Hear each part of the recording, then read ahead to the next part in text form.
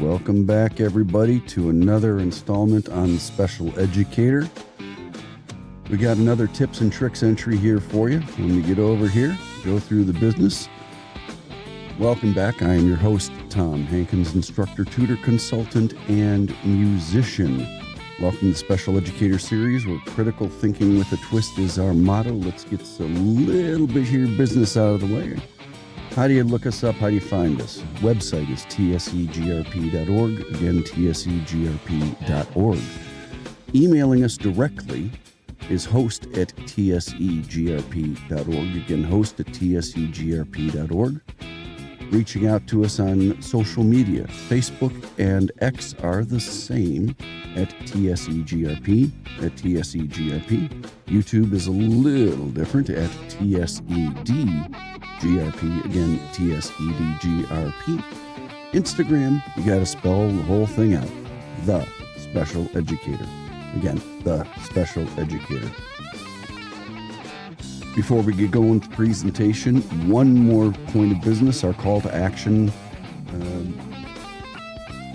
Little dancing icons down there, if you will, to have you like, subscribe, follow, get notified, ask any questions, or leave any comments however possible.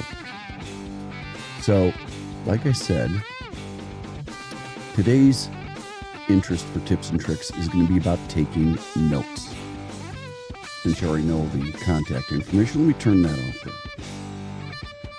I'll leave the music on in the background. I might turn it down a little bit more here, just so it's not too much in the background there. All right, let's try that. Should be quiet enough for you. I learned a couple of things as a student as early as grade school, but it certainly expanded as I got further and further into higher education. It really hit me when I went into high school, prep school. Detroit Catholic Central is where I went. Not that that really matters, but it was a very challenging environment. In fact, it was, I won't say a rude awakening, but my parochial education from 4th through 8th grade definitely prepared me for it. If I'd come from a public school environment, I'm not sure if I would have handled it nearly as well. But I found very quickly that between swimming 4 to 5 hours a day, going to school between the two practices, and having to find enough time to eat and sleep and function as an adolescent meant that I had to do something drastic to get my grades maintained at least at a healthy level. And what I found was, the critical thing is taking good notes. Now, notes can be mental. You can commit them to memory. You can write them down. Those are the two most common, and although antiquated now, those are the two most common methods, and they really do work. Some people like modern technology where they can videotape a presentation, a lecture if they're in college, or a class presentation. They have audio recorders. Your smartphone will pretty much do anything you want these days. But I'm still convinced that the physical demand of paying attention in class to what is being presented. In the old days, they used blackboards and they wrote things out. Nowadays, there's smart boards and there's video presentation, all this other stuff. Great.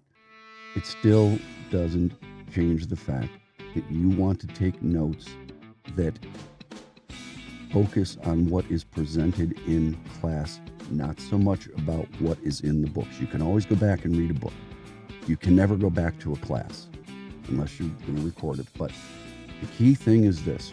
As a student, it helps you. It trains your brain to focus on what's being presented and making notes about it. I still say write down notes because that physical action really helps reinforce the ideas.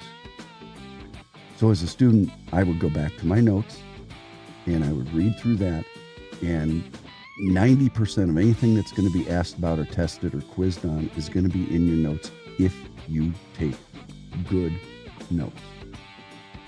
It's not easy. People say it's not fun.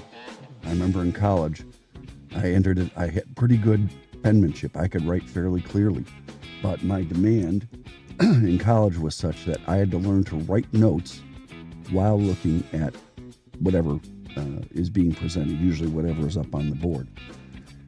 And that led to poor penmanship, but it did help me in one way.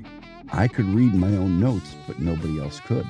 So in an open note test, if it does happen from time to time, nobody else could interpret what I had written down, so cheating off of me was not an easy task for anybody. Anyway, that is a little bit funny. It's true. It is true, because I do have poor penmanship. Anybody that's seen me write knows how terrible it is these days. But turning back the clock is just not an option at this point. Anyway, I don't want to spend too much time on it, but what you take your notes on, how you take your notes, is not necessarily as important as making sure you take notes on what is being presented. Now, here's the last part of it. That's as a student. Now, let me turn it around as a teacher. As a teacher or an instructor, there are certain things that you know ahead of time are important, going to be tested on. Some are required by the school, some are required by the state. Doesn't really matter. The point is, it is your job as an instructor to present what is expected, what is important. It is also important to understand that you want to present it in such a way that your students, be it in classroom or wherever the environment is, can memorize things, take good notes, understand and comprehend. It may require providing information in a couple of different ways, but the point is, if you're going to present something, make sure you reinforce it with quizzes or tests or in-class questions. Always reinforce the stuff you are going to test on. They need to work together. Your presentations and your confirmation of comprehension through testing and other means have to be intertwined. Okay? Can't go off in left field with one of them and be in a totally different area on another. It doesn't work. Just saying. So, advice to everybody, teachers and students. Focus on what's essential. Make sure the notes are taken. Make sure the information that's presented all coincides with the testing and the note-taking, and things go a lot more smoothly. And just like some of my other tips and tricks, you'll find the more that you do it, the better you get at it. The earlier you start, the easier it becomes over time. So, again, tips and tricks, just pay attention to it. All right, before we sign off here, I'm going to put my information back up here. Once again, I'm Tom Hankins. I'm your host, Chief Cook and Bottle Washer here at the Special Educator, at least for now. I'm an instructor, tutor, consultant, and musician. The way you reach out to us and find our postings and get in touch with us is either through our website, preferably, or social media. The website is tsegrp.org. Again, tsegrp.org. Our email to get in touch with myself or anybody else that joins on is host@tsegrp.org. Again, host@tsegrp.org. Facebook and X are the same at tsegrp. Again, at tsegrp. YouTube at tsedgrp. Again, tsedgrp. And sorry, Instagram. We lost on that one. The Special Educator. You got to spell it all out. Again, The Special Educator. Turn the music up a little bit here as we get back into this. Until next time, stay well, keep learning, and hope things get easier for you. Enjoy, everybody. Take care.